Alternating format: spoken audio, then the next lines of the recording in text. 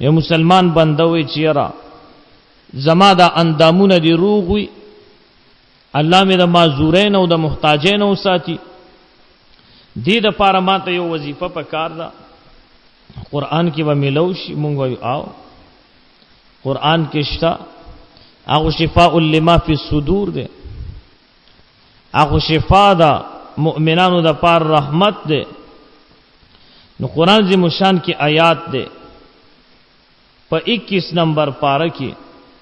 پارہ نمبر 21 آیات نمبر 30 او سورت دے سورت الروم فاقم وجهك للدين حنيفا فطرة الله التي فطر الناس عليها لا تبديل لخلق الله ذلك الدين القيم ولكن اكثر الناس لا يعلمون چې کوم مسلمان بندا دغه آیات مبارکه روزانہ دریزل وی